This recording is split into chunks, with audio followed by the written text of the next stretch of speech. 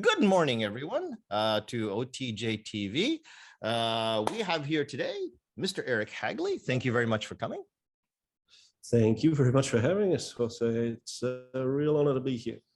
Thank you. I met you through our mutual friend, the in-house Moodle expert, Adam Jenkins. He said, "Hey, Jose, you should meet this guy." And I go, "Okay, well, who's this guy?" And then this guy shows up and starts talking to me about a whole bunch of things. But I didn't know you were actually the chair of the IVE until only recently, until only about late 2021, actually. Yeah. I don't think you'd really call it chair of the IVE. I am the chair of an association called the Asia Pacific Virtual Exchange Association, but the IVE doesn't really have a chair. I just call myself the lead of the IVE.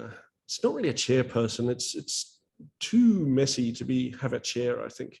Yeah, it's not a chair. It's just I kind of do it. That's it. but it was your idea. You're the one who pretty much like you said, leads, and just it was your idea to begin with, and it's pretty much, you know, people look to you to help make the decisions overall on how the IVE runs, right? That's correct. Yeah, started it almost 20 years ago now. The first time we did it was in 2004. But that was just myself and one little I was a little teacher, and Juan Pablo was also the little teacher in Colombia, and we started off together, and it was so good.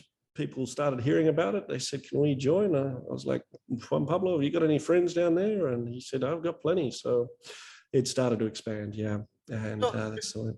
Before we get into I think people can generate, it's a pretty self-descriptive name. But before we get into what I really want to hear about, which is the details of how it works, where'd you get this idea? Like, it just seemed like an awful lot to bite off. Where did you get the idea to actually start it all up? It was really the internet.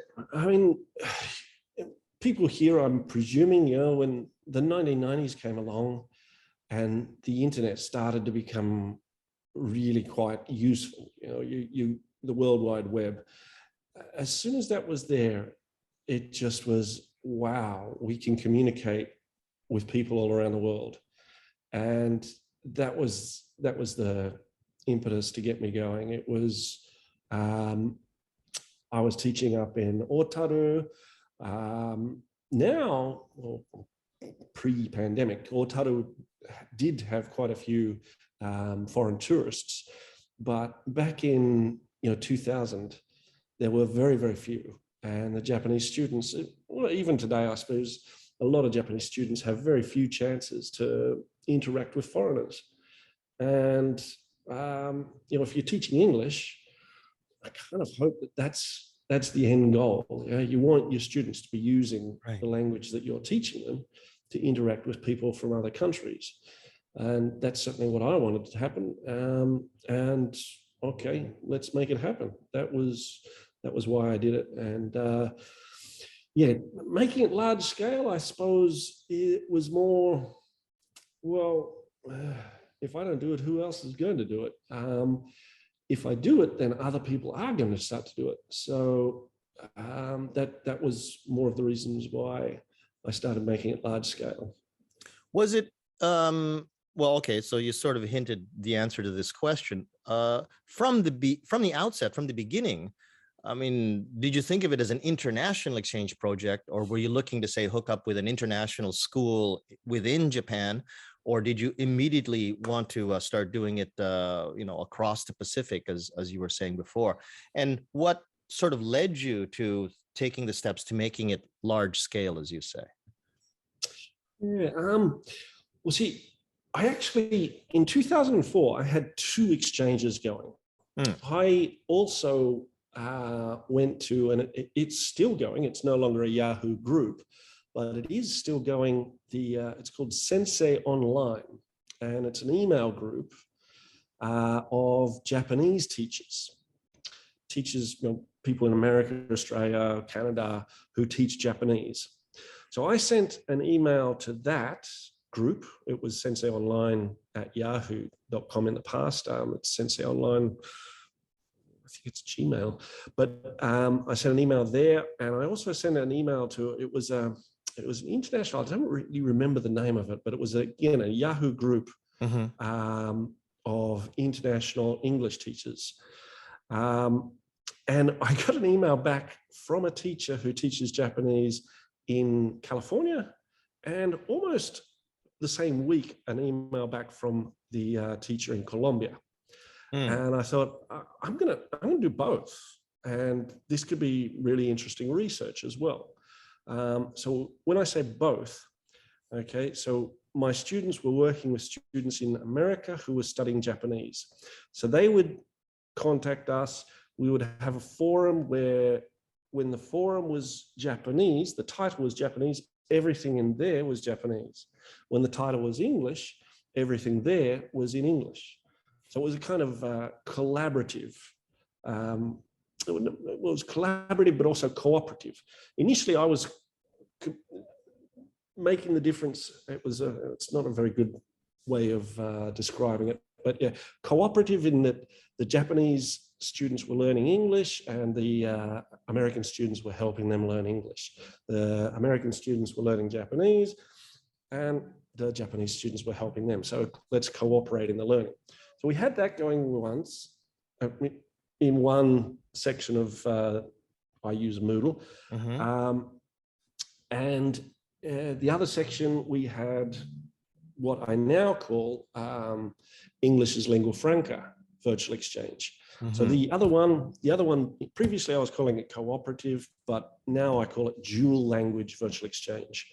So there's two types of virtual exchange. Well, there's actually 3 or 4, but the two main ones are the dual language, where it's kind of cooperating, and then the single language, English as lingua franca, or Japanese as lingua franca, or whatever.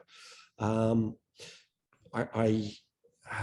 know that in my university that I was teaching at for quite some time in Muroran, I introduced it to the Chinese teacher, and so she's doing dual language, where students in China who are studying Japanese are working with her students who are studying Chinese.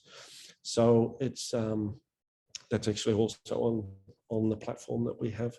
So back in 2004, yeah, my one little class of 20 students was working with students in America and working with students in Colombia. It was really, really quite cool. Yeah. Go ahead. No, go ahead. No, you go ahead. I was rambling too much. Sorry. So this was, no. As I was telling you before, people came here to hear you ramble. They don't really want to hear me ramble, which I do too much anyway.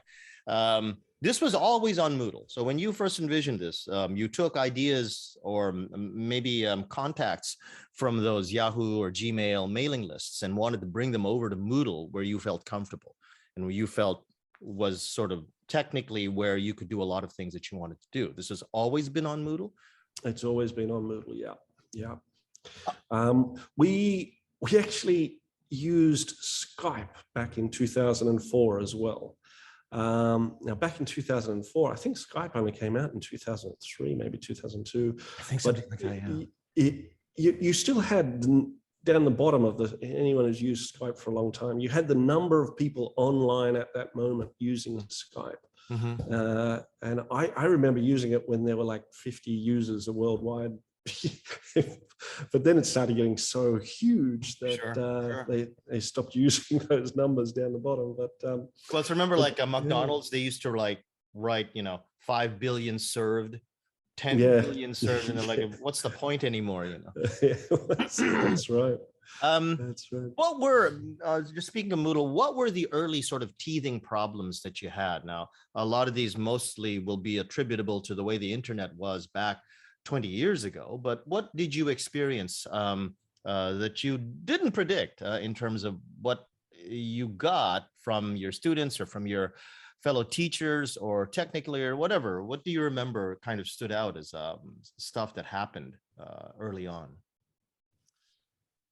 That's the beauty of Moodle. I never had problems in the classroom with Moodle outside of every now and then the internet itself crashing. But because it was generally asynchronous, the only time we used synchronous was with Skype. Generally it was asynchronous. There was no problem. Moodle is so robust and pretty much always has been. If you've set it up right, it's so robust, it's not going to crash unless the internet around it is crashing. So yeah, we were I was very lucky. I was very lucky to get into Moodle as early as I did. I think I started using Moodle in 2003. And yeah, 2004, we started the exchanges. So really, really grateful to the Moodle community as well. Just they've been amazing, helping out with different things. Moodle is even more stable now and even more capable now. In terms of the things that you can do, which we're going to be talking about in just a second. But in terms of the things that you can do, you must have like a whole bunch of features that you weren't able to do before that you can do now. Which of those things that you do now do you think is the most helpful that you wish you had back then? Early back then, it's probably just a lot of forum chat, right? Maybe photographs being uploaded. Yeah. There's a lot of things, obviously.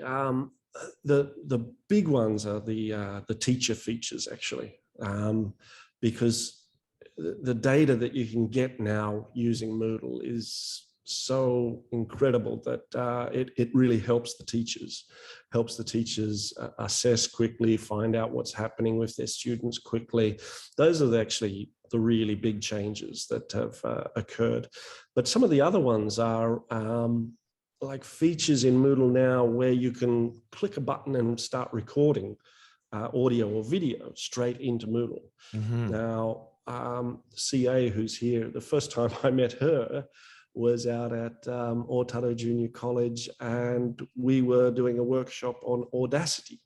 So what I used to do is have my students create audio files using Audacity and then upload them into Moodle so that students in Colombia and Japan and America could hear them speaking.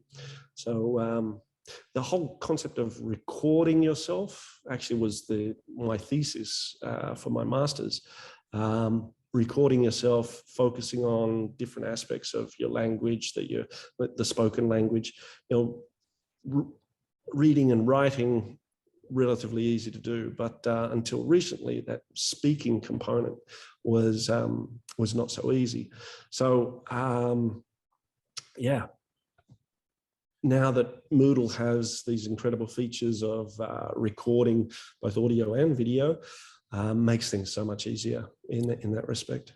Okay, I think probably I realized we kind of went around this in the maybe like a backwards direction. Assuming that there might be some people here who see the words international, virtual, and exchange and go, wow, that sounds really interesting, but don't know anything about the IVE, and maybe don't even really know that much about this Moodle thing. Maybe you can just give us a sort of a capsule explanation about what the IVE is, and then maybe work that into how you implement it over Moodle. Okay, yeah, the whole terminology thing is it's interesting. So back in the 1980s and 1990s, we had a number of pretty interesting researchers who started this thing called computer-mediated communication. You hear the name possibly Warshauer is right up there with some of the top people. Massachusetts Institute of Technology started doing some cross-cultural and intercultural online exchanges. These were the really early days, and they were using computers and computers only, and that's why it was called computer-mediated communication. But once the internet started getting full-on, mobile devices started coming out. It wasn't just always computers, it was different devices, it was lots of different things. So the terminology started to change. Initially I was calling it, as I said, cooperative and collaborative online language learning. Other people calling it online intercultural learning. Other people calling it telecollaboration. And it started to really develop and become quite popular. In Europe, the Erasmus group, who have done a lot of work with physical exchanges, and it's an important term, yeah, exchange. A lot of people say, well, it's not really exchange, is it? But it is. It is. You've got exchange students who travel to other countries. So that term exchange actually is very apt for this kind of virtual exchange, which is virtual. If you put a co-locate after virtual, pretty much everything that comes there will, well, I've actually done it. And the first 100 terms that come up with virtual are very computer or technology related. So it's a technological exchange. You're an exchange student in that you're interacting with students in other countries, but it's virtual. It's using technology. Sure, sure. So that's what virtual exchange. That's how the term kind of came around. As I was saying the Erasmus project through uni collaboration in Europe was working to increase the number of students who had contact with students in other countries. They'd always been doing it physically, but it's very expensive. You know, if you've got to travel to another country, cost of airfares, insurance, accommodation, all those things, absolutely. Enormous costs. Mm-hmm. Take away that cost, do it online. It's not as good, I'll never say it is, but it's the next best thing. And it is very, very real. Some people say you shouldn't use the virtual term because it doesn't mean real. And well, I'm against that because, as I said, the first 100 co-locates of virtual are all technology enhanced or technology enabled. That's what virtual means. So yeah, virtual exchange has become the go-to term for any kind of online exchange. The American government has also set up what they call the Stevens Initiative, named after the consul in Beirut who was murdered in the terrible incident that happened there. Been a bunch, I think. Yeah. But anyway, they started the Stevens Initiative, which is all about increasing the number of virtual exchanges happening in America. Or during the Obama administration, Obama came out and said that he wanted every single high school student in America to participate in at least one. Unfortunately, that hasn't seemed to have kicked on, but the number of virtual exchanges are increasing, definitely. And America is putting a lot of emphasis on virtual exchanges between Americans and people from Islamic countries, which is great. But I think, you know, why just that? You know, we should be going bigger. We should be going worldwide. Speaking of which, where is the IVE kind of connecting students? Mostly out of Japan to Australia, or from Australia to different parts of the world? How is the network that IVE has built up? How would it look if I was to look at it on a global map in terms of connecting lines between schools?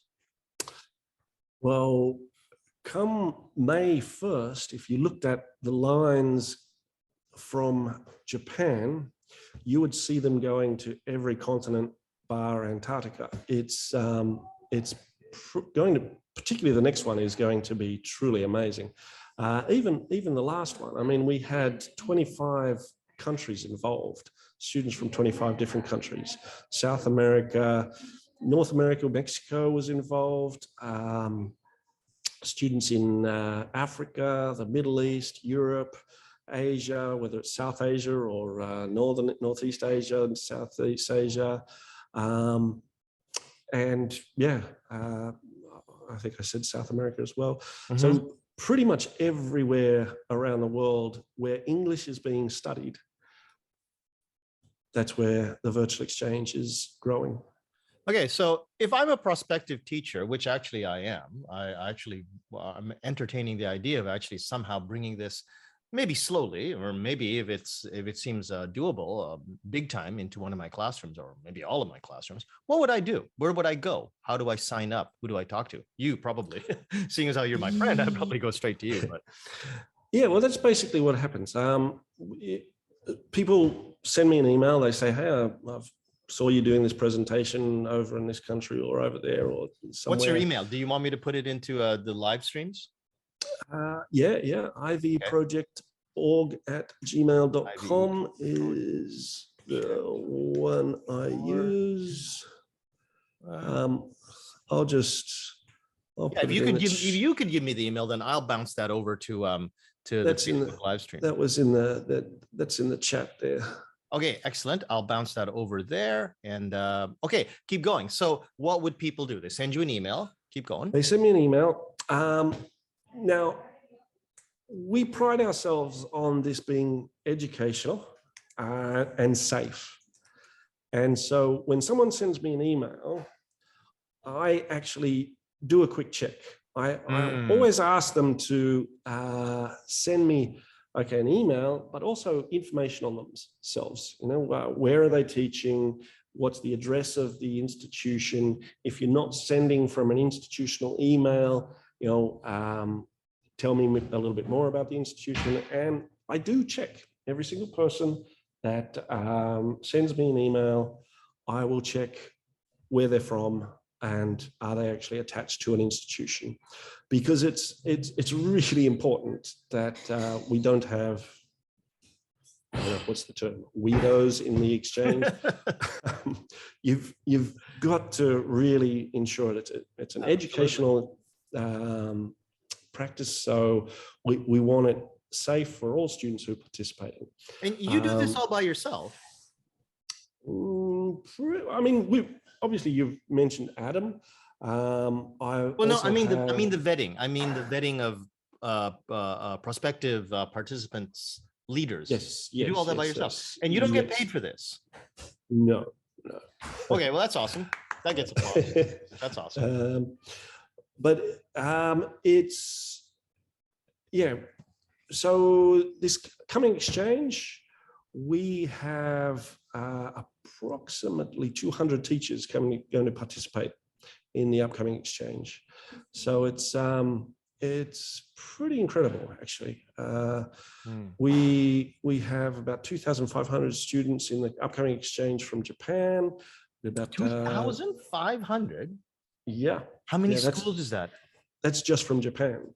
How many schools is that? About 100 schools or something, or? No. See, we have actually 3 universities now who've made it a part of their curriculum.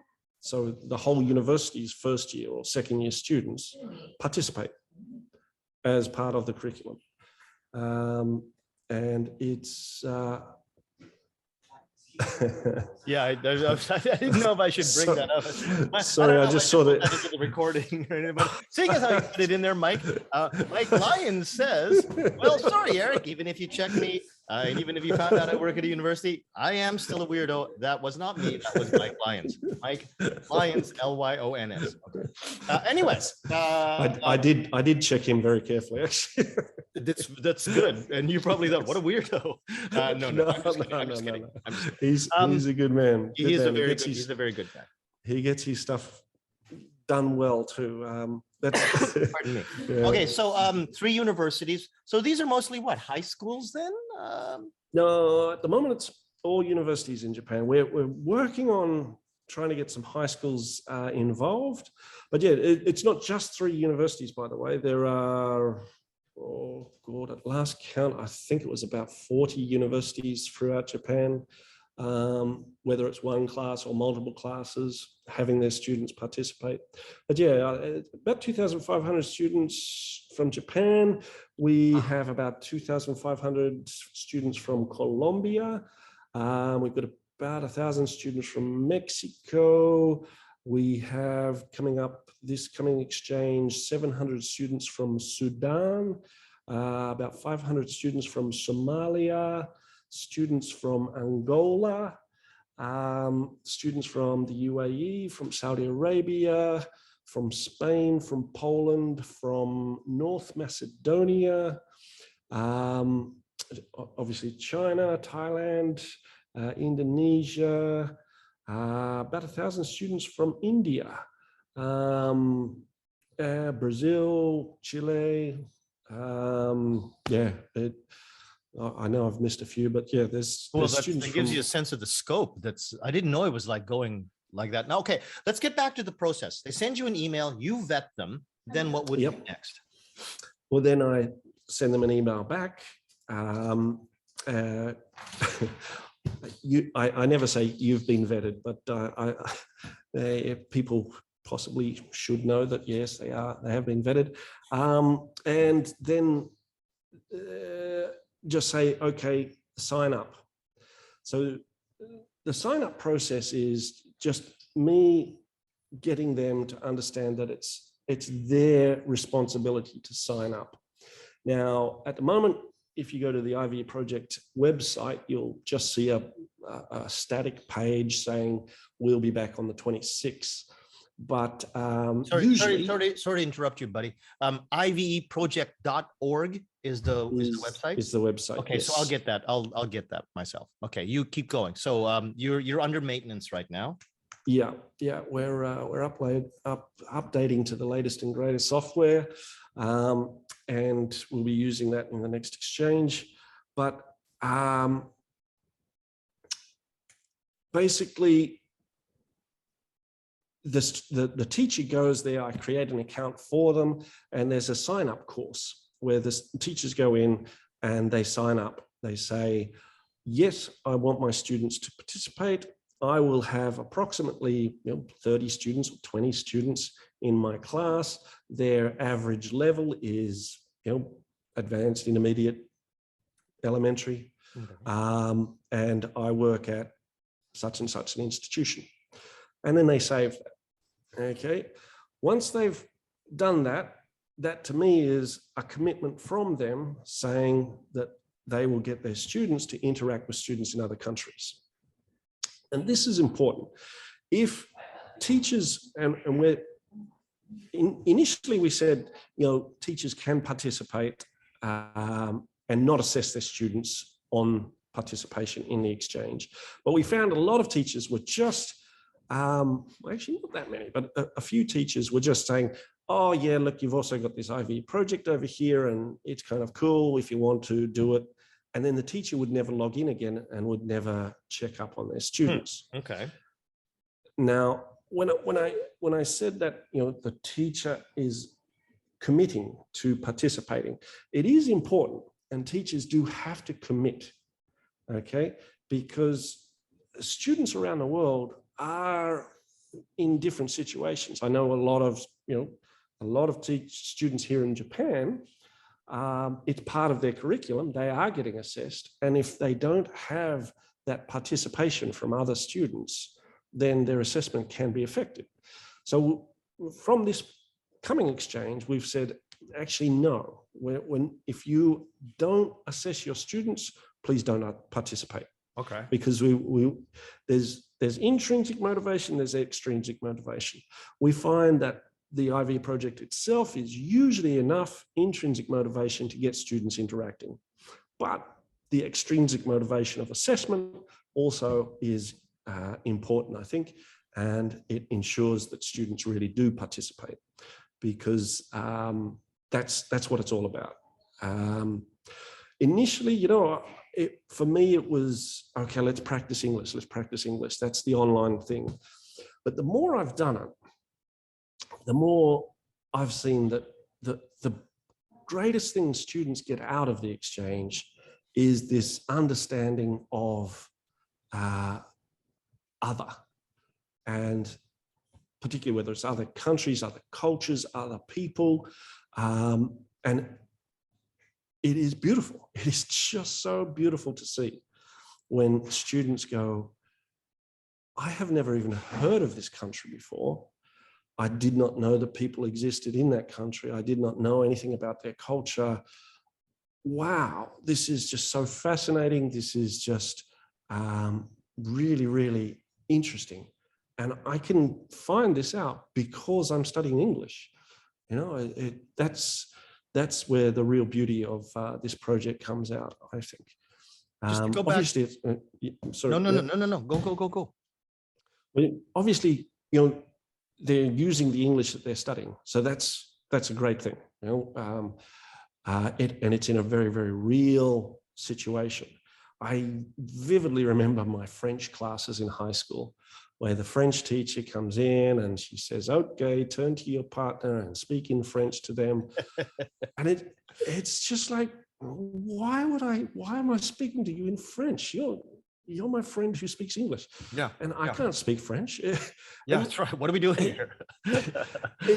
It's always been the case when I've been teaching in Japan as well. I've always felt, you know, it's not really natural. Yes, it's the only way you're going to learn. True. I totally get that. It's the only way. You have to practice and practice any way you can. But if you can practice in a real situation where your partner cannot speak the language that you are speaking, which is the case with this virtual exchange. Yes. People in Colombia do not speak Japanese. That's right. People in Sudan. Yeah. And to me, that's entirely, you know, the most attractive thing about it, because I know exactly what you're talking about. I think most of the people that are watching this recording or watching this live stream or Zoom room are thinking, yes, exactly. That's exactly right. And you try to, like you just said, convince these students, look, but you got to do it because we're here in this class. And besides, I'm your teacher and I'm telling you to do it right now. But there is something very odd about doing this with your friend, but there's something so natural and so motivating about doing this, even if over the internet, over, you know, an asynchronous video event, doing this to people that are not, like you said, your speakers of your language. Anyway, so yeah, I completely agree with you on that. Now, just going back to the point about commitment from the teacher, so that people get an idea, you know, like, yeah, you really do actually have to sort of commit and do what you need to do to help your students along to make this work. How many hours a week would a university teacher who wanted to do this in one class of, let's say, 20 students, how many hours a week would that teacher expect to put in terms of, you know, quotation marks, commitment, to the degree that you think they should? And does that number move up and down with the number of students or with the number of classes? Where does it expand? Where does it contract in terms of numbers of hours per week to make that commitment? As with so many things in life, it's not that easy to give a simple answer. See, number one, a lot of teachers will initially start out with the virtual exchange and say, okay, yeah, just use it for practice. But then when they start to see the power that it has, they'll start to think, actually, what if I do this in my classroom and incorporate virtual exchange in this way? How will that change things? And then and what about this? And what about this? Like when I first started out, it was just simply, okay, let's do this as a little bit of an extra. But the more I got involved with it, the more I thought, actually, this becomes my class. So simple answer, I would hope that a teacher would spend about an hour a week maximum. 1 hour. If they're doing the basic kind of just double check on their students, give them some feedback, etc. But if you incorporate it into your curriculum, and I'll if it's all right with you now, I'll just go tell you how I used the virtual exchange in my class. Yes, please. Okay. Oh, before I forget, for just as a technical thing, most people already know this, but on the Facebook live stream, if you type in your comments, pardon me, in there, I'll get them up to Eric. For the people who are in the Zoom room, you are already using the chat. Thank you very much. It's a good way to communicate with me and Eric. But now we're getting to the point, probably after Eric gives this explanation, where you're going to be, as an audience member, most welcome to turn on your camera. And I've given you already the ability to unmute yourselves. So maybe Eric, why don't you go ahead and go through that rough explanation of what it's like for a teacher to do their thing. And then after that, we can start talking to the audience as well, too. So everybody, if you feel like turning on your cameras, it'd be good to see your face, and yeah, unmute yourselves if you have a question. I also encourage you to use the raise hand button, so then I know who might be asking a question in what order. Eric, go ahead. Okay, actually, it's an interesting question because in the chat, let's just finish that how to get involved. So, okay, they've signed up, the teachers signed up. Once the sign up is finished, then I send out an email to everybody and I say, okay, you guys are the ones that have signed up and committed. Thank you very much. Okay, now here's the course. I put them all into the course. We do workshops. There's online workshops for teachers before the course starts. The course goes for 8 weeks. Okay, there are online tutorials for students to that shows them what to do and how to do it. Online tutorials for teachers as well. So there is a lot of introductory stuff for the students to do. So that's how you get involved. Yeah, send me an email, get vetted, sign up. Then you hear more from me. I give you the nitty-gritty after you've signed up. Talking about it here, it's basically just I send you a file, you put your information into that file, you send it back to me. And that's students' information. Okay, and then yeah, workshops, online tutorials, ready to go, start. But okay, how do you use it? How do you use it? As I said, a lot of teachers just use it as an extra. They might give some bonus points. Now, what I ended up doing after using this for almost 20 years, in my classes, it became close to 60% of the assessment in that. The participation in the forums was about 20%. But all the other things that were involved added up.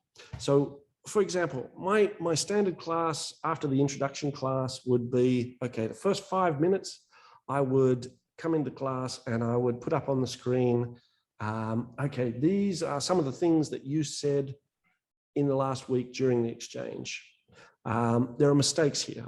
Obviously, you don't say whose mistakes they were. You just say, here are some mistakes, get into groups, fix them, make them better. Okay, so it's just a quick warm-up activity where they're looking at real interactions that have occurred and how they can fix those up. And there are multiple ways that they can be fixed. And I tell the students that, you know, there's no one way to use English. So they get various different examples coming back to me and it's great. Okay. Then we jump into the class and we start doing the activity that we're doing. But each activity, I always tell the students, okay, at the end of this class, you're going to go online and you're going to use this language to interact with students in the other country. So be aware of what you're doing. Any role plays in class that occur, I say, okay, take on the persona of someone you are interacting with in that role play. And we randomly go back and forth. Okay, today you're the Japanese person, today you're the Colombian or Chinese or Sudanese or whichever country. You know? So everything in class is also moving towards this interaction. At the end of the semester, I do a role play where the students have to speak for 10 minutes. Now, before that role play starts, I randomly assign them a role and I randomly assign them a partner within the class. So whether they're a Japanese person or a foreigner, and the foreigner has to be someone that they've interacted with. So they have to take on that person's name, where they're from, what they like to do, all those types of things. So the students are very, very invested in the virtual exchange. They have to know about these other people because they're going to become that for that final exam, which is 40%, that 10-minute speaking assessment. Now, they record that, and they upload it into the Moodle. I, at the end of the class, end of that exam time, listen to the conversation, and I assess it on using a rubric. Okay, so the whole term, the whole experience of the English class is very much embedded in that virtual exchange. Everything in class, everything to do with assessment, all of those types of things become very, very important as part of the virtual exchange. So, yeah.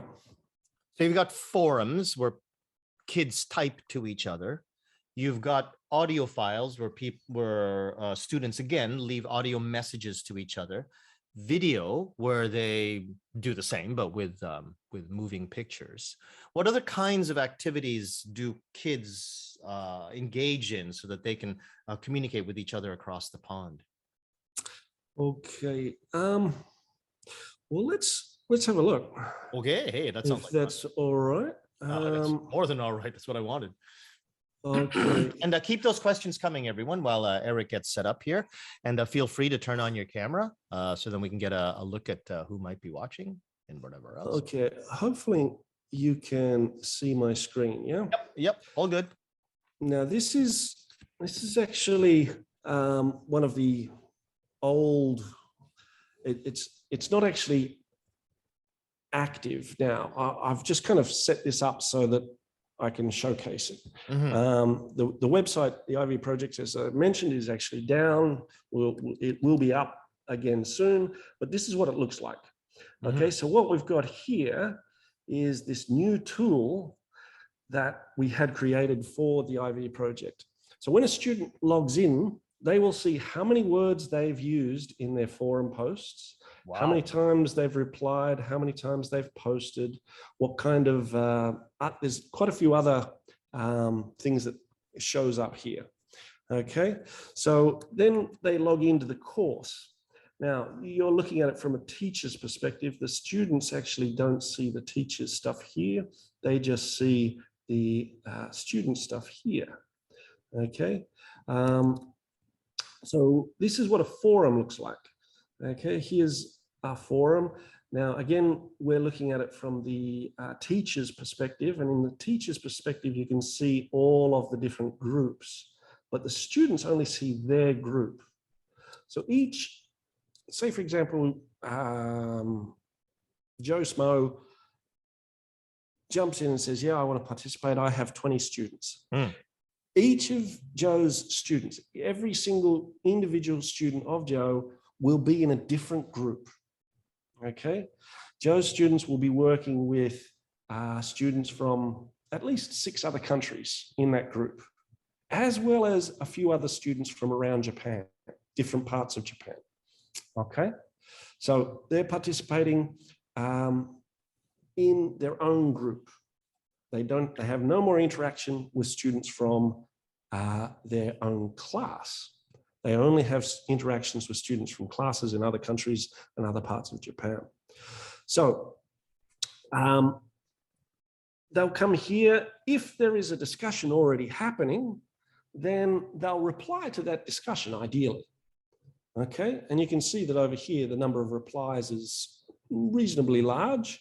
We're getting quite a few people involved.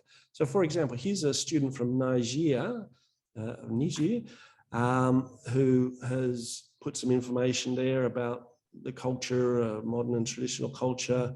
We get students from Japan and Colombia, Turkey, sharing information about that. And there's back and forth. So that's one way of using the language. Yeah. Now we've got also the video one here. So we've got students and teachers. Andy from Hosei University is another of the core group of teachers who are really great helpers. Obviously Adam Jenkins, Andy, Fulya Tunce from Turkey is another core teacher who is part of the exchange. Ruben Pulkarin from Colombia is another core person who's been instrumental in expanding the exchange. So these people are all quite amazing. And so you can see that the video and audio aspects are also part of it. We have also these side quests, yeah? So students come in and they post recipes. Yeah. And a spicy Turkish omelet. Ooh. Yeah. I want to have some lunch.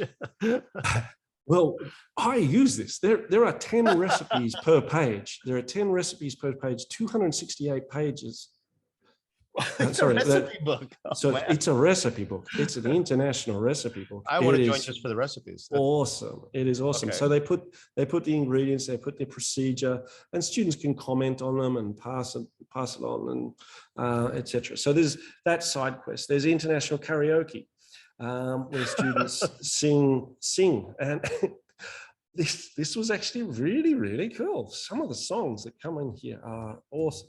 But one of the things that is really interesting is the student-generated survey. Now, these are questions that the students created, okay? And they're often questions that, I would never have thought of in my wildest dreams, but they've put them up and the teachers have voted on them. We sometimes get, a couple of hundred questions. The teachers vote on them and we make a survey of about 15 or so questions, and some of the questions pretty basic kind of stuff, yeah. Okay, but then you get into some really quite interesting ones, yeah. If you were to look at yourself in a mirror right now, what would you say to yourself? Okay, ew. If I That's what I would say. If I had no access to social media for a month, yeah. If a visitor does not have enough knowledge, so you're getting some pretty questions that, if you were given a chance to be a superhero, which superpower would you choose? Yeah, some interesting questions there. And then what we do is we break that up, the answers, into the different cultural groups. Okay, so the Colombian students, for example, here. Okay, let's have a look at how they answered. We'll just focus on that question 8, but this is actually right across the board. There's some really interesting ones, yeah.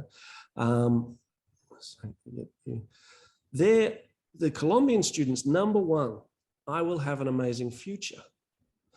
Now, if you know anything about Colombia's recent history and the way they've come out of 40 years of war and internal strife, drug problems like you would never believe, when I see that, I just, wow, that is really, really beautiful.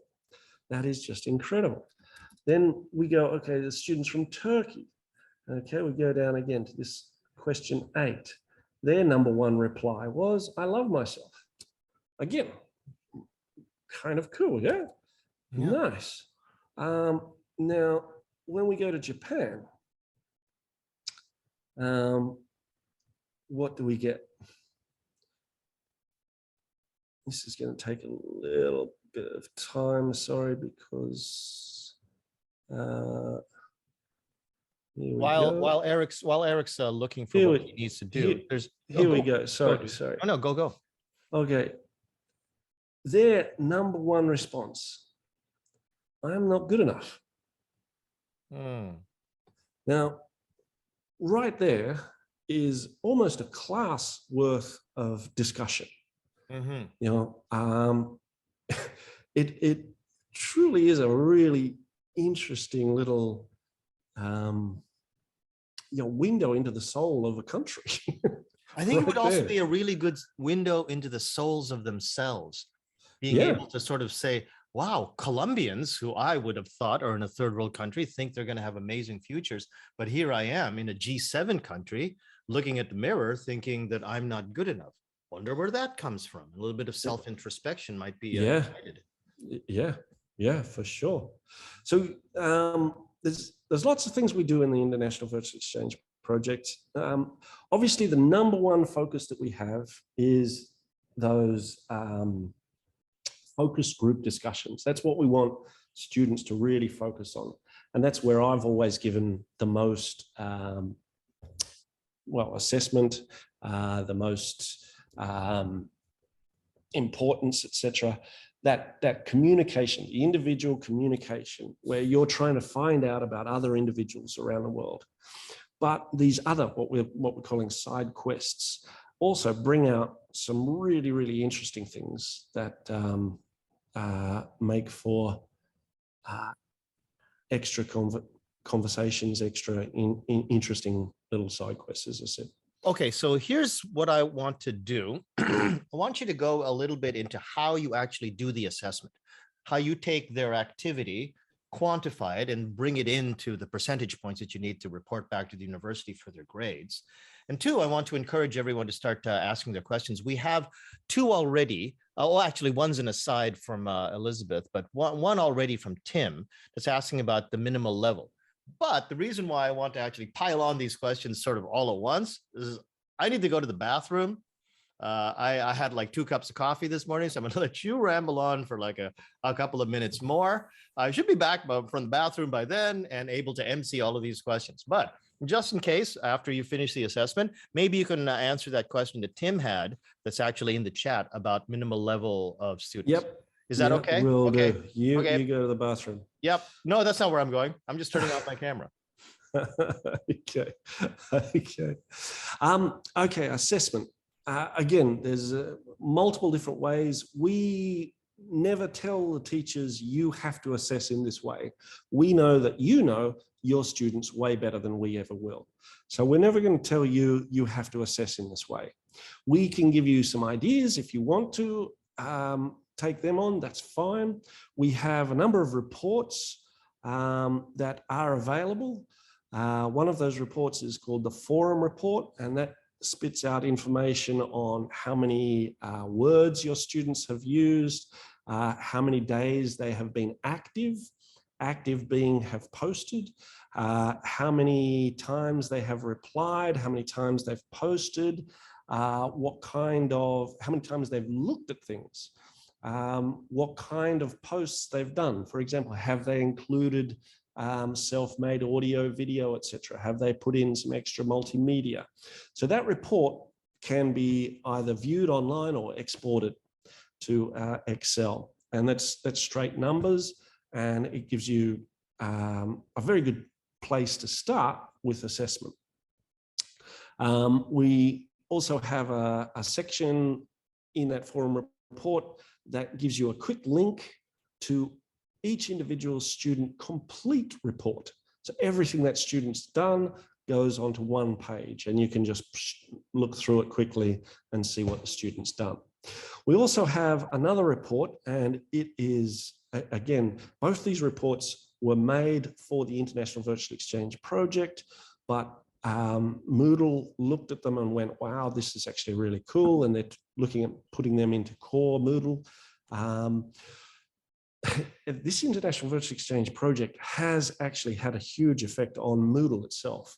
The forum interface, we organized for the forum interface of Moodle's core forum to be changed based on what we've done in this virtual exchange. So we're kind of pretty powerful, proud of what we've done, actually, because we've made it better. We've made it better.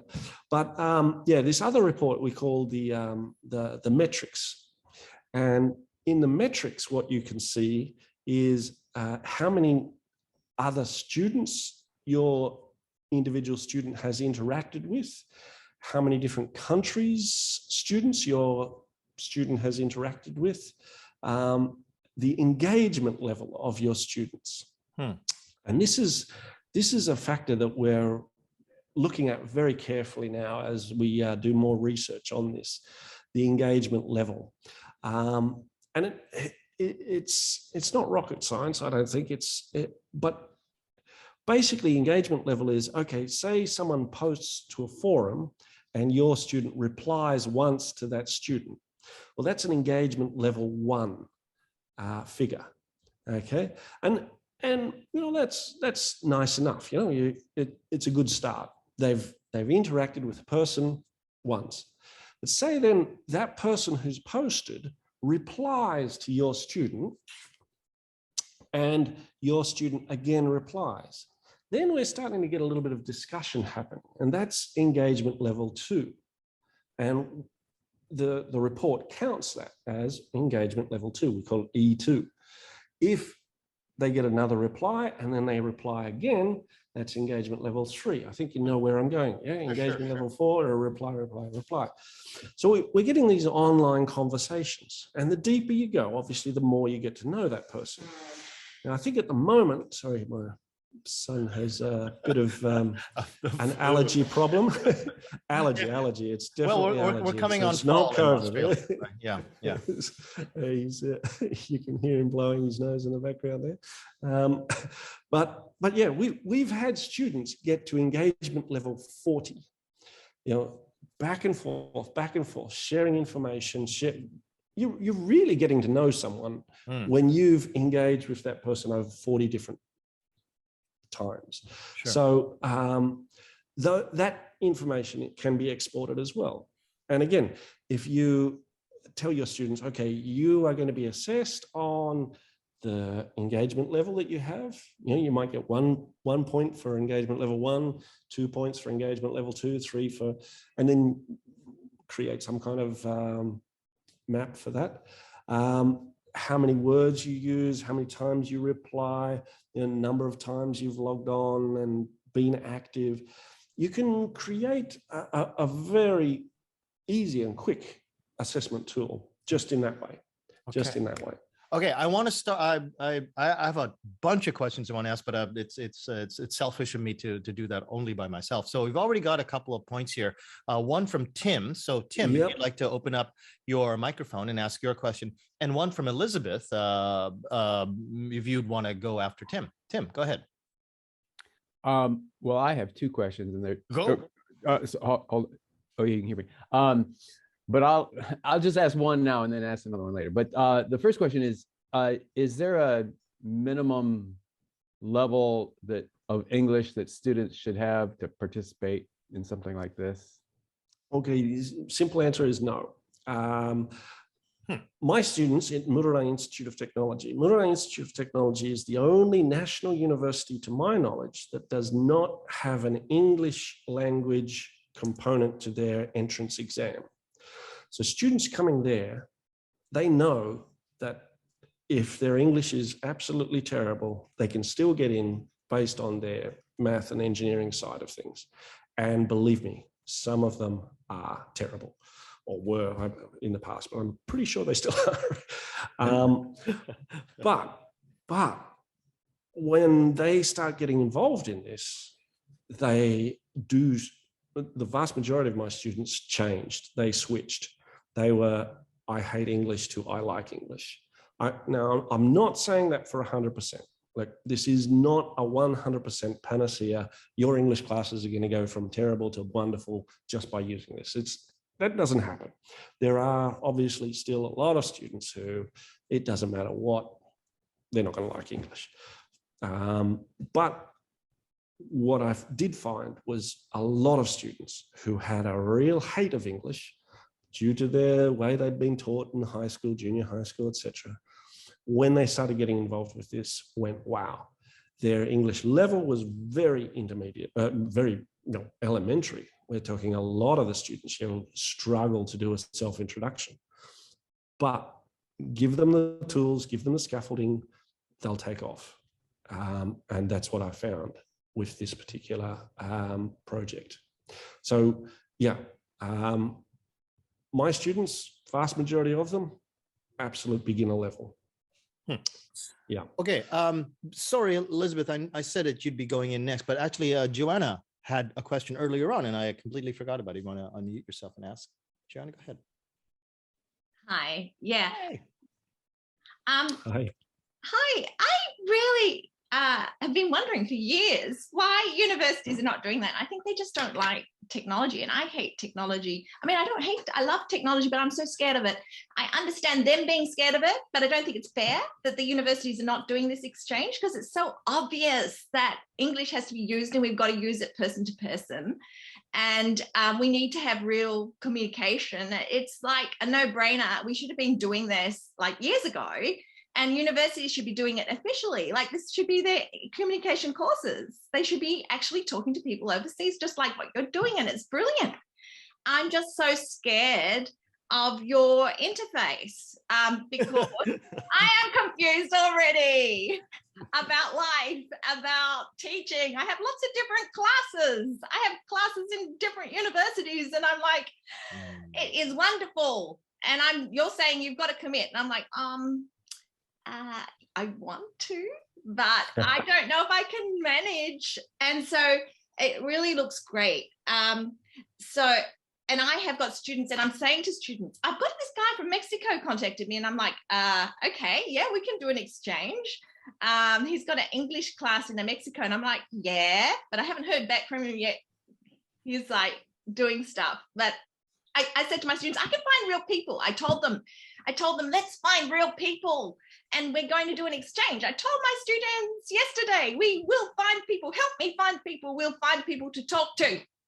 And, and I said, okay, the stuff you're doing, like this group stuff, like, I said, well, your group things are exactly like the cultural exchanges. I said, come on, look, what about explaining anime or Japanese ghosts? So I'm really interested in that. Actually, what you're doing is wonderful. And what I'm concerned about is the commitment and the process, like the process of all those buttons. If my students, so I actually just asked about, do you have an introductory video? And Mike says he's got an introductory video that one of his students did about this. I think that's what I kind of understand.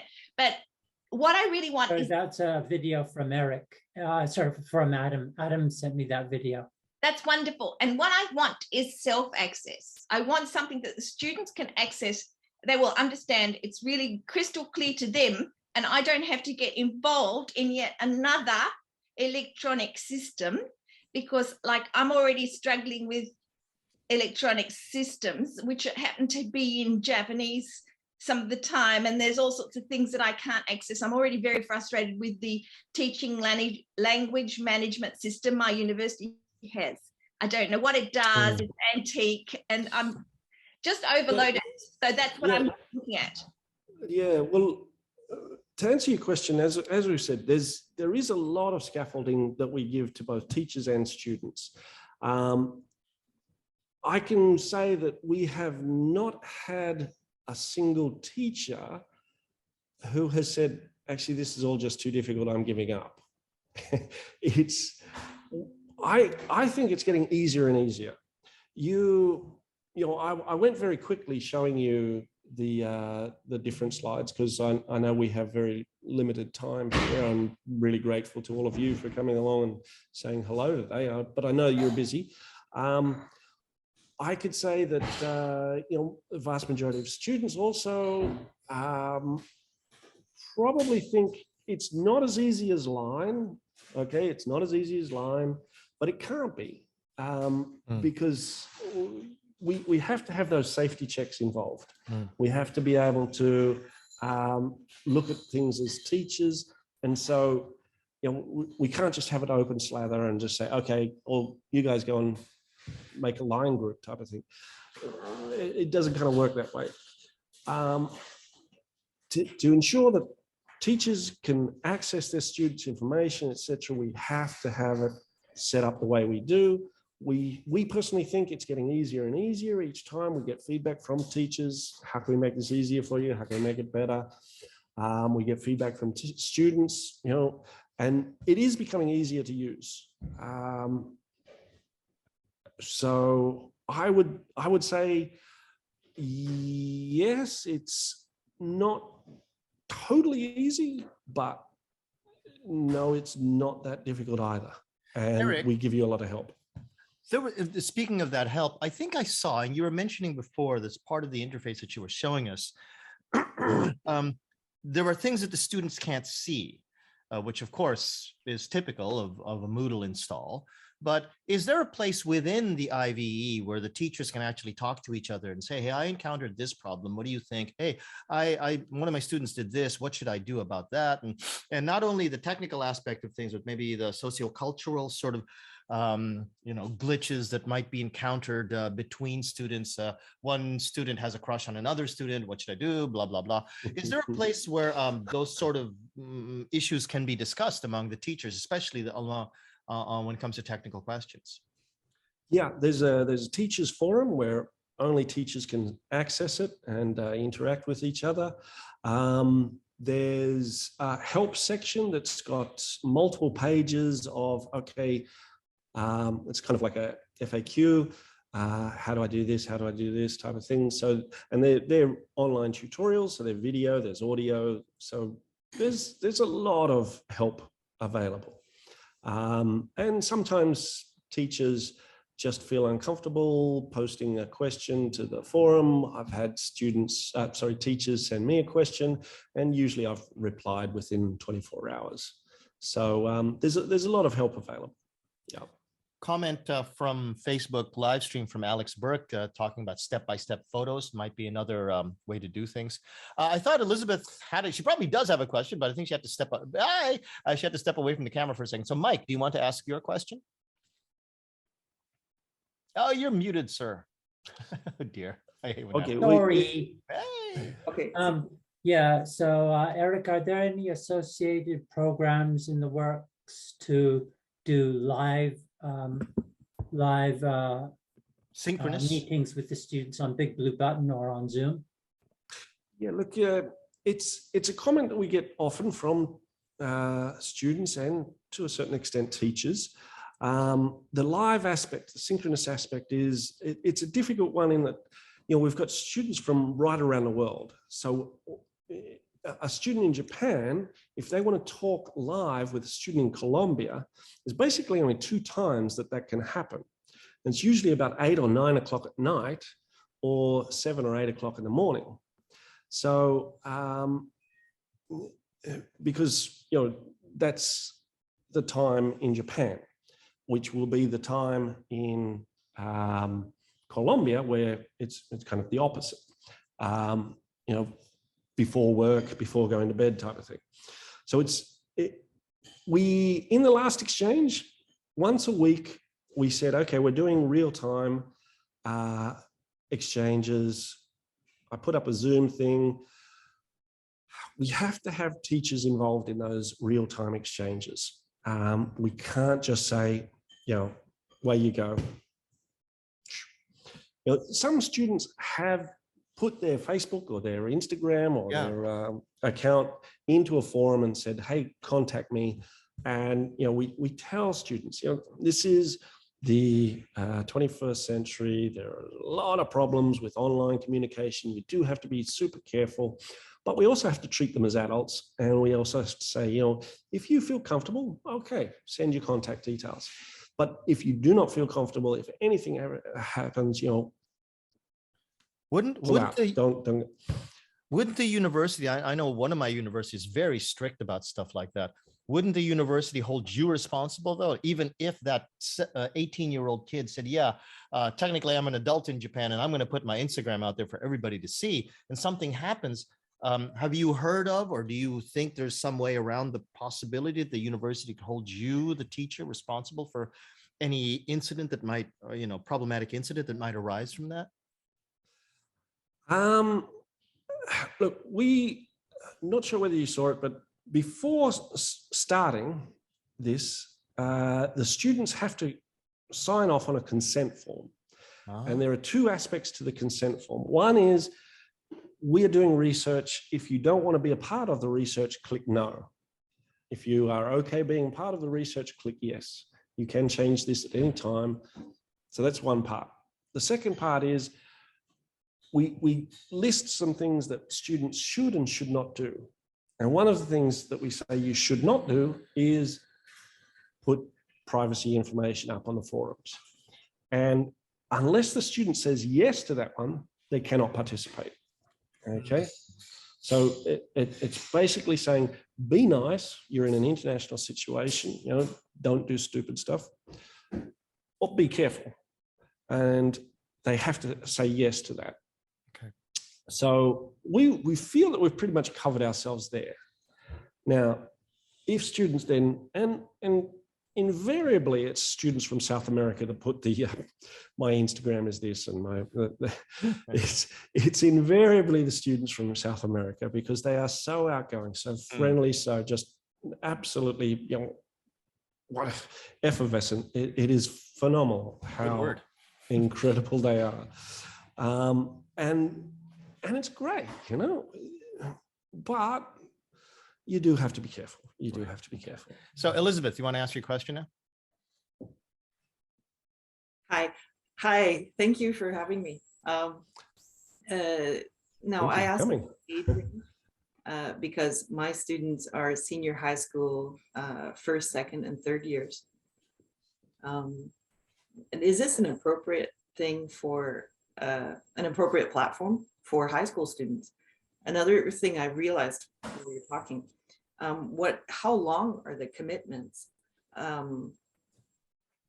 Like weeks, months, terms? And you said assessment is also important to this program. Is it possible for me to basically sandbox by working with an extracurricular group? I have an English club, and they're very eager to talk to people around the world. Okay. Number one, I personally would not like to see high school students in what we've got right now as the standard IVE. But we are creating a separate course for high school students. And we're still working on how that's going to look and what other kind of features we're going to have in there. It probably, to satisfy some of the privacy concerns of Japanese high schools, we're going to be still thinking about things there. At the moment, I have students in Costa Rica and Mexico, high school students who want to participate. I've already got 2 high schools in Japan who said they're going to participate. If you are also interested, we could get that involved. We'd get you involved. We also have, actually, the other country is India. So the high school exchange is going to take place eventually, but we're still in that process of, okay, exactly how are we going to do this? We in the present International Virtual Exchange project, we have full names, okay? For high schools, it's my understanding that most high schools don't want full names used anywhere online. So whether it's just first names or something like that. And so we're working on that. It's something I am interested in. I want to get involved in, but the standard IVE actually is a lot of work. And if you are really, really interested in it and want to take on a bit of a role in organizing it, that would actually be something. She went like this. She went like this. She went like this. Okay. No, what that means actually money. Pay me money. In Japanese, that means pay me money. We had just a quick point from Adam in the Zoom chat that the IVE actually is what's the word that I'm looking for? Complies with, that's it. Complies with the GDPR, which makes it so that if any participant, student, or otherwise, that was in the IVE wants to have all of their data completely eliminated from the database, that there's a simple request to do so, and then that complies with the GDPR in terms of the quotation marks right to be forgotten. A very nice feature, by the way. Tim, your second question. I was wondering, you mentioned these kinds of exchanges for 2 languages, for one side to learn the language of the other, which is something I'm about to start. Thanks to Mike Lyons. I posted this on a Facebook group about, I wanted to start a Japanese-Russian language exchange, and I didn't know anybody in Russia, but my clients introduced me to somebody who was really interested in this, and it might seem ludicrous, but I still want to try it. So I set up a group of Japanese in Japan to start. We haven't started yet, but to start learning Russian with a group in Russia that's going to start learning Japanese, and we're ranked beginners and they're ranked beginners. I've heard all kinds of reasons why beginners should not try something like this. I just wondered your opinion. Okay, so dual language virtual exchange, Russian and Japanese, that will probably be a first, which was is obviously interesting. Now, the teacher in Muralan who's doing the Chinese-Japanese virtual exchange is in a very similar boat. The students in China are real beginners, the students in Japan are real beginners.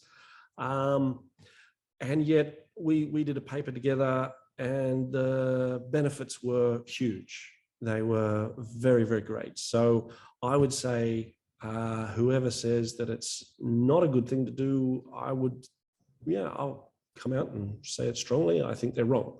It's something that they should do. You've got to start somewhere, and why not in a situation like you're doing?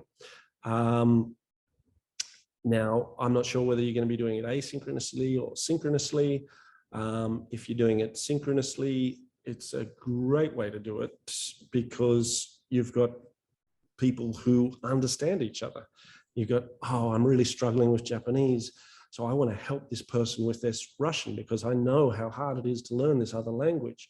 And you've got that feeling, the empathy that is so important in intercultural competency that is there right from the outset. So I'd say go for it, definitely. Yeah, we're going to do it synchronously, meeting twice a week,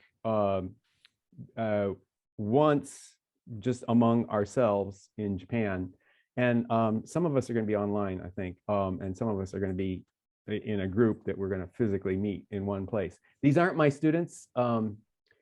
This is something I'm just doing on my own. The university said the Japanese government is not allowing international exchanges with Russia. So, but I wanted to do it, so I said I could do it on my own, so I'm going to do it on my own. But so I'm going to meet with my group once a week, and then on the other day, once a week, we're going to talk to the people in Russia. And we just have this textbook, like an NHK Russian textbook, and we're just going to try out the exercises on them, see if they really communicate. And they're going to do the same with Japanese materials. Before we go on, Eric, I just want to point out that you've given us a lot of information. It's already like almost an hour and a half. Can you stay for a little bit longer, if that's okay with you? Take a couple of questions. Did you have to go soon? Yeah, no, I set myself an hour 45 for this, so I'm good to go. Good. We just had a question that Adam answered, and Adam is correct. Hosei-san, it's just too much work to put people in for one topic. It's and I don't think it's really fair on anyone. You're in or you're not. Sorry. Yeah. So as Adam said, all the other students in the exchange depend on everyone else's participation. So So you're saying that like you've got to sort of talk about everything. You can't sort of like say, hey, we've done group research about this thing and we want to talk about it and we're going to present it and we want to discuss and everything, but we also have to be talking about our brothers and sisters and our favorite movies and blah blah blah. It's like you have to be full on with all the other engagement and different levels as well. Is that what you're saying? There are 4 topics in the focus group discussion forums, and yes, your students should be participating in all 4 topics. Each topic goes for 2 weeks. Each topic goes for 2 weeks. Each topic goes for 2 weeks, and then how long does that take altogether? 8 weeks. 8 weeks. I get it. So that really is, you're right, that's a whole course. Yeah. So you know, a lot of universities are still going 15 weeks, you know, and the final week for exams, things. But yeah, if you're doing the 4-semester type thing, what do they call it? Not semester, quarters. If you're going into quarters, then yeah, 8 weeks. It's actually really busy if you're doing it in quarters, but it's still worth it. Yeah. I wanted to ask before we, sorry, Joanna, I know you might have a follow-up, but in terms of the timing, how far ahead should a teacher actually start going through the process of signing up with you, and how far ahead should they start planning? And are there specific startup dates they have to keep in mind? Because some schools, like for example, schools in Korea start a month earlier than schools in Japan. So are there specific dates that the IVE needs to have the instructors keep in mind? Okay, so usually what happens is if someone says they're interested, they send me an email. I say, look, I'm going to put you on my emailing list. I send out an email usually mid to late February saying, okay, if you want to participate in the April, May, June, July exchange, sometimes it starts late April, sometimes it starts early May, and goes for 8 weeks. If you want to participate in that, sign up, and I put the link in. And then the sign up form is usually finishes around mid-March to late-ish March. Once you've signed up, then we go into prep where we do the workshops and all those types of things. And then the students start in late April, May. Goes for 8 weeks. The second one that we do, it begins in October, the actual exchange. Usually the first week of October, it goes for 8 weeks again.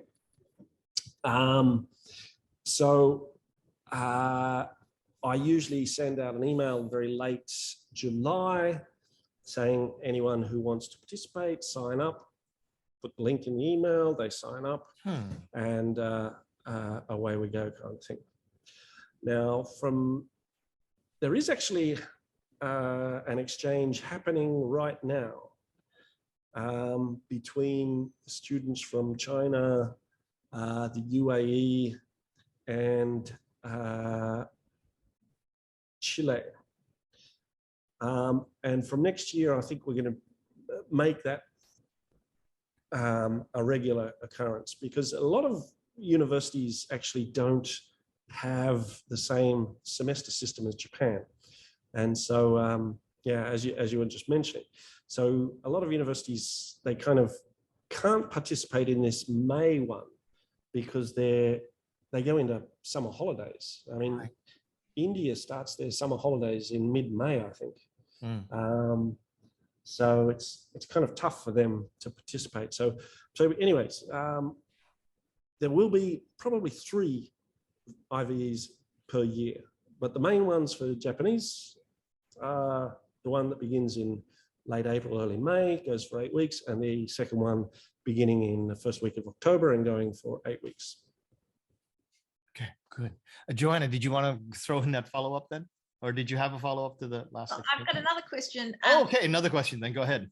How do you find these people? You mentioned that you did online, like international groups and everything, because I'm interested in doing something a little bit like smaller to start with, because I don't want to jump in and commit to like the whole thing, but I just want to start a little bit of exchange. So what forums would you suggest, international forums where I could, like British Council, or what forums do you think might lead to sort of less intense participation and exchange? It depends who you want as your partner. Australians would be fine. Oh, so you're talking a dual language exchange, are you? That would be okay, and at the same time zone probably is wonderful. And yeah, it doesn't really matter who they are. A dual language exchange. So students who are studying Japanese is what you're looking for, is it? It could, oh, it doesn't have to be dual language. It can just be, we want to know about Australian, Japanese culture. Right. Look, I actually, even though I'm in Australia right now, I have had very little to do with Australia itself. The only exchanges I've done in Australia have been with the sister school of Murray Institute of Technology, which was the Royal Melbourne Institute of Technology. We did dual language exchanges with them. They were studying Japanese.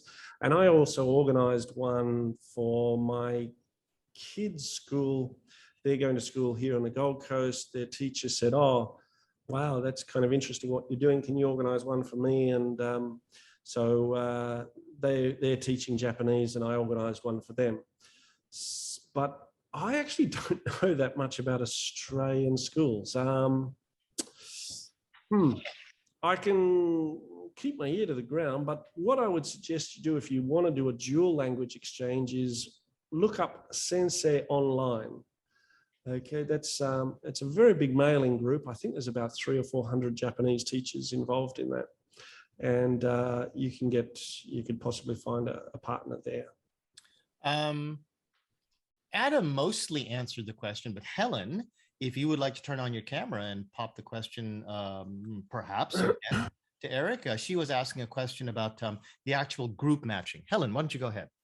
Hi, I was just thinking, you know, that there are two universities where I'd be particularly interested in using this, but one of them already has a lot of international students, and at any time I would, well, in one of the classes, sometimes it's, you know, more than half of the students are Chinese, and a sizable chunk of, say, Korean students. How likely are they to be matched with a group which is predominantly Chinese? Well, there are no real groups that are predominantly Chinese.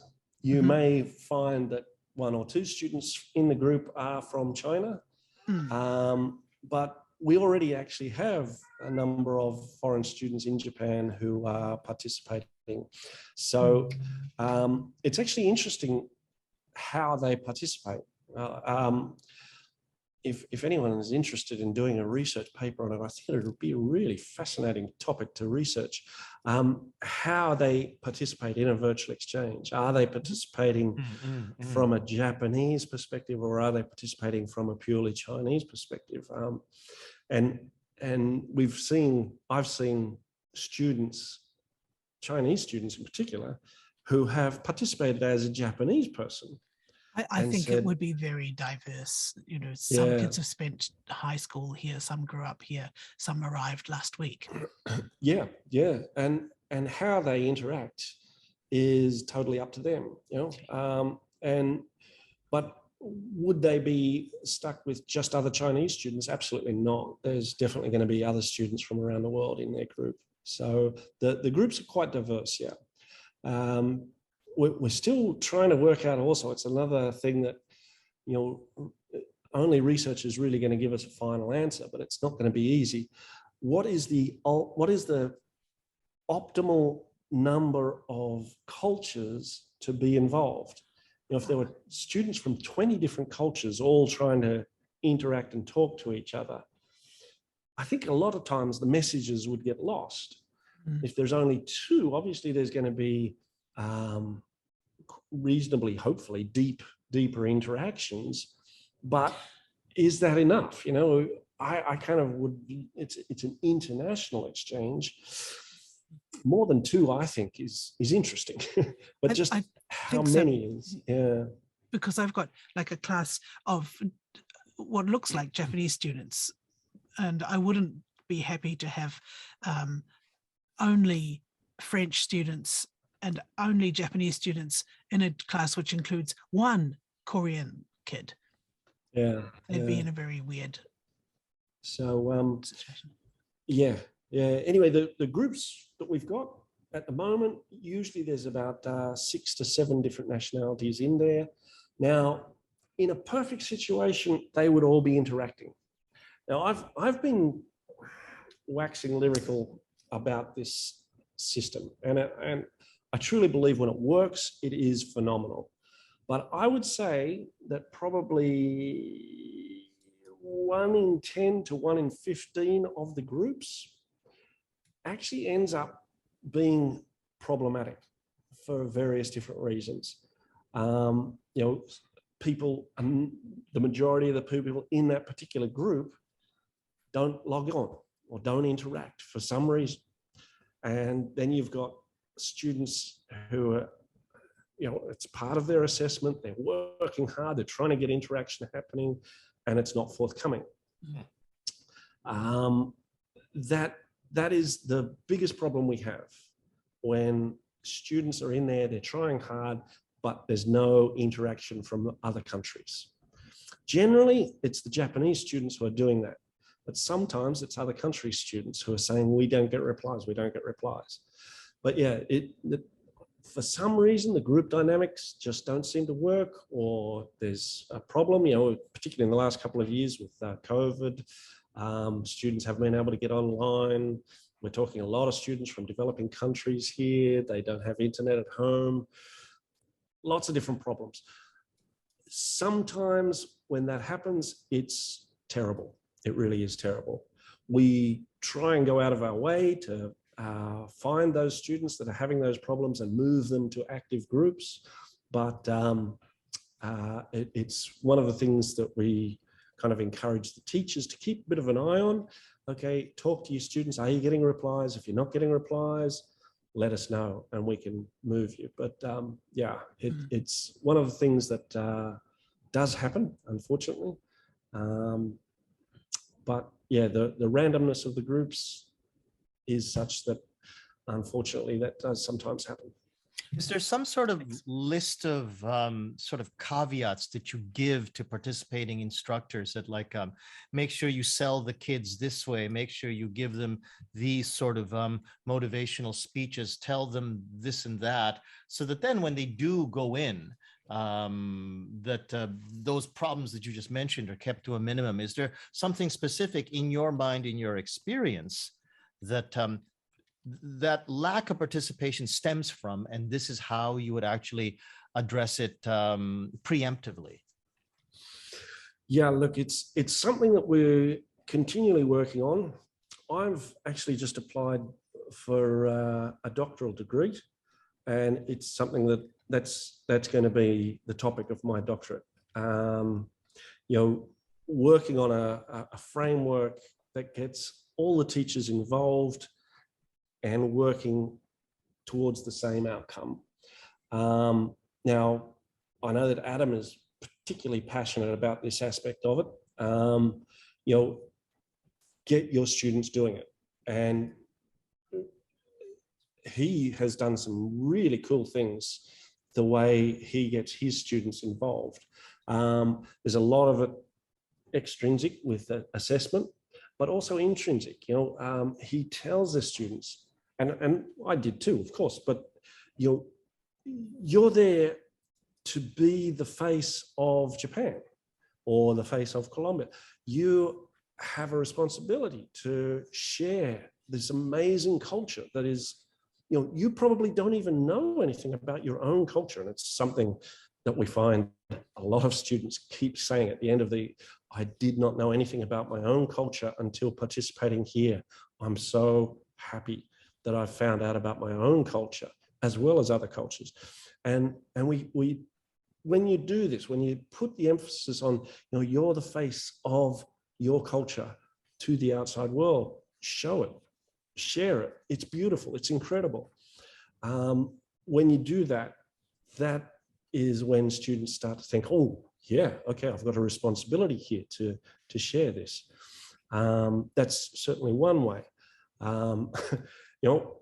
For mine, it was 20% of the assessment, the actual participation in it. That usually does it as well. And also saying 40%, your speaking exam is going to be 40%. You have to work out how, you're going to become one of these persons as part of your speaking exam.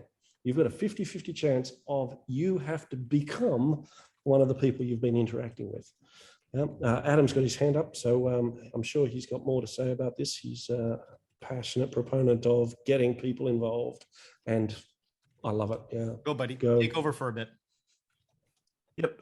Thank you very much, Eric. Yeah, I definitely think that teachers need to be absolutely committed to getting their students into it and interacting with it.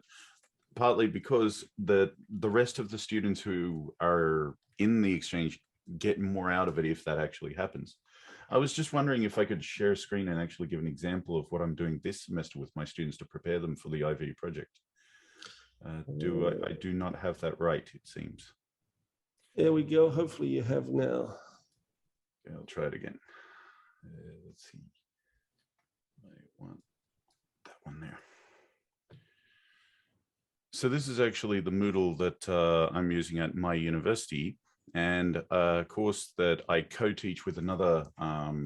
There's another teacher that we actually team teach this this subject over 4 different sections. And so what we've set up is a forum that is this week's homework for those students, and it's who we are, learn about each other.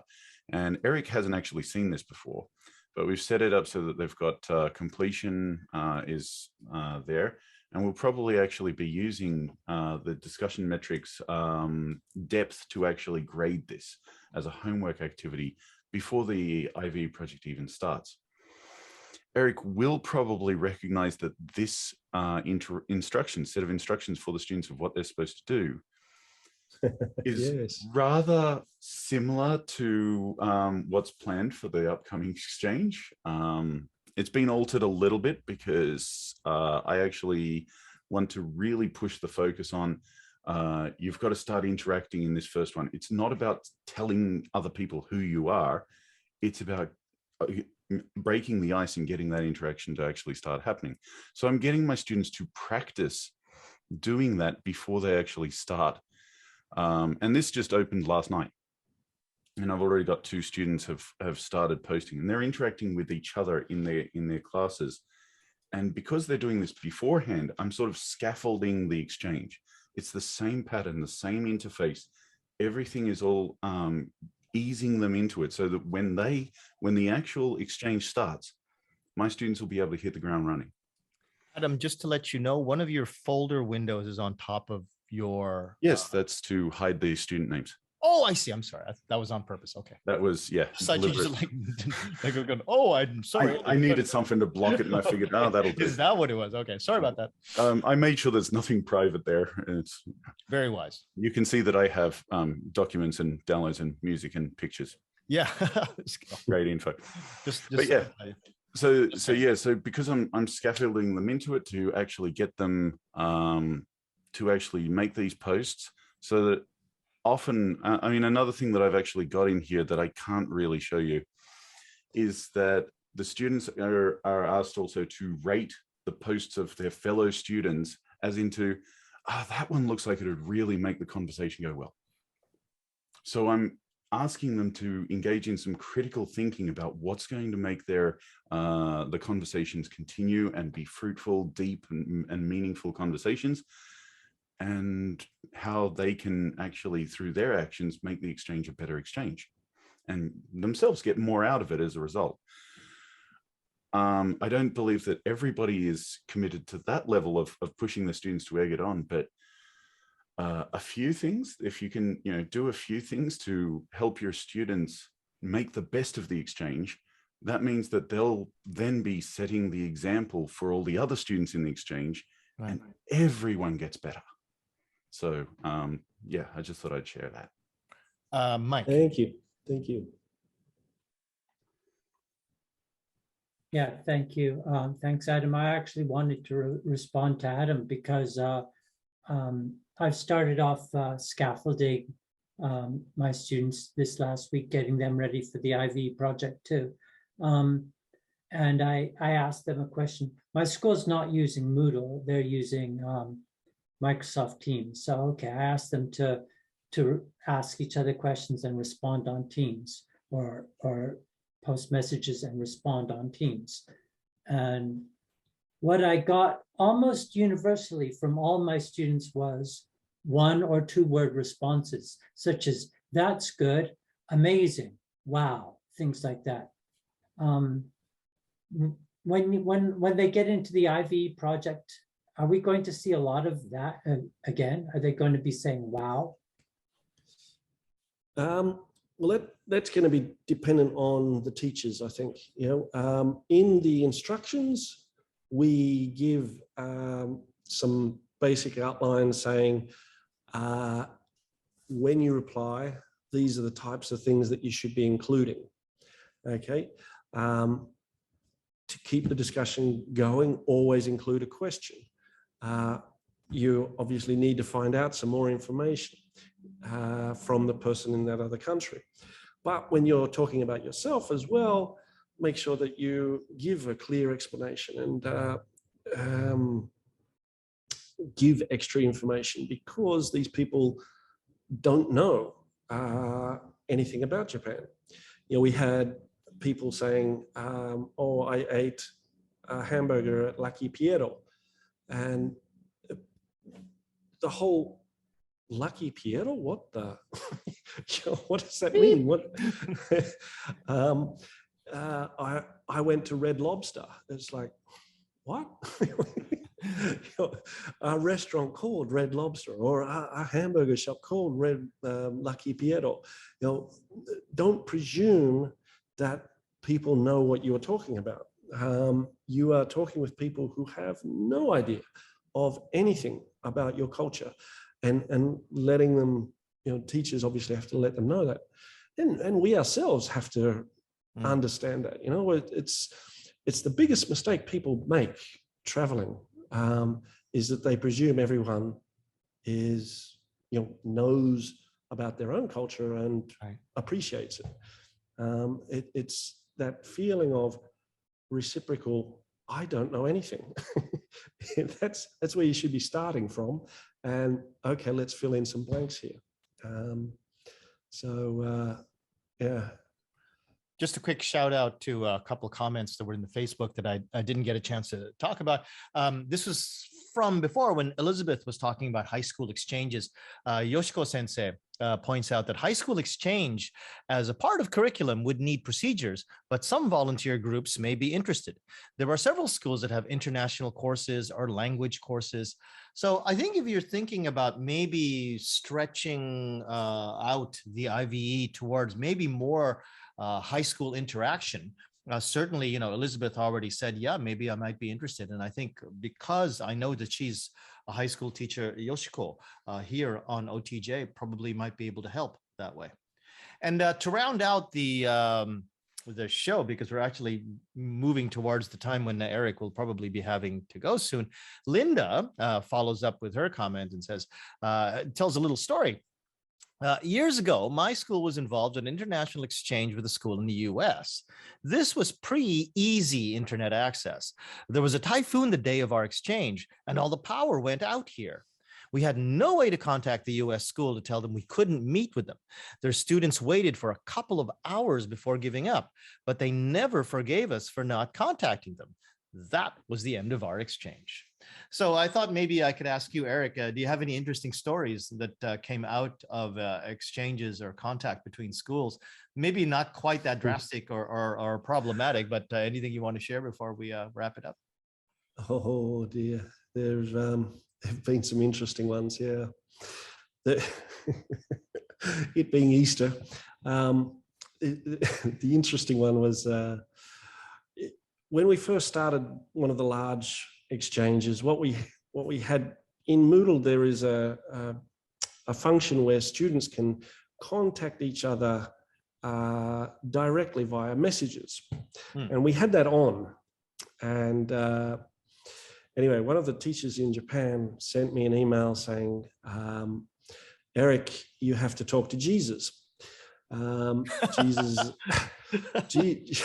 Jesus is contacting one of my students via messaging and sending some inappropriate things. It was, his name was Jesus, and he was from Colombia, and it was the unfortunate outcome was that we found out that it wasn't an individual case.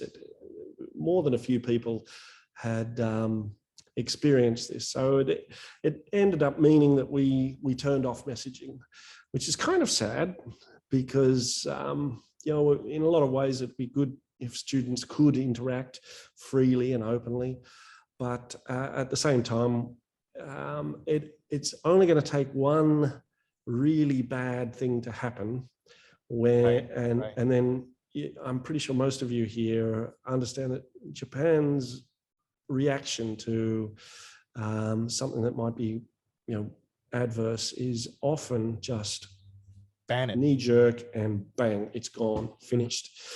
So I totally understand that, and I try very hard to ensure those types of things can't happen. But yeah, I've got to talk to Jesus. Yes, that was an interesting one. I knew right away what you meant when you said Jesus. Oh, it must have been the Colombian kid. Which, by the way, just in the same way that I am not called Jose, it is actually Jesus. Okay. Jesus is the pronunciation. Yeah, that's right. Which is actually the pronunciation for Jesucristo in Spanish. Anyway, right. Listen, thank you so much for spending so much time with us here on Saturday morning. I appreciate it. Coming all the way from Australia. Oh no, it was. I think we got a lot out of it, and I think a lot of the people that were, especially in the Zoom room, are people who are interested in actually getting into the IVE. I certainly am much more interested now, especially when I thought I had an idea that it was an 8-week program, but that's something that's gonna be pretty easy to bring into my fall semester. So thank you again. And before we go, I just want to share just one thing, which is the PR card for the upcoming OTJtv on May 7th, the first Saturday of May. This is with the ever wonderful Dr. Erin Noxon, someone who I met during the very first part of the pandemic, when she was having to give a presentation at PanSig, locked up in her hotel room because she was transitioning from America back into Japan. And that's where I first, under the most adverse of circumstances, found out what a fascinating speaker she is and how much information she has in her head. And especially because she is a high school teacher. For us as university teachers, there's a lot of information there that she can tell us, especially because there's so much happening with the IVEProject, with the new curriculums that are coming in that are trying to incorporate a lot more critical thinking that she can tell us that we should know and can use to our advantage in our English classes in university. So please join us for that. Thank you again, Eric. Does anyone have a final comment or anything you want to say before I give Eric the last word? No? Okay, Eric, last word. Anything you want to say? Okay. No, well, just thank you all too. It's always wonderful meeting up with the OTJ crew, because amazing crew. They've taught me a lot over the last couple of years as well. Thank you, Jose. You are, as always, an amazing host. Really appreciate all that you've done for OTJ as well. And yeah, look, if you're interested in joining the IVE projects, please send me an email. We'd love to have more. So the email is in the Zoom chat. You scroll up or save the chat now if you want to.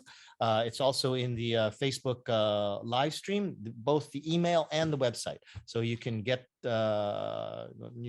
talking with Eric from there. Yep. Listen, thank you very much. It's usually one of the first things, if not the first thing, when you type into Google International Virtual Exchange Project too.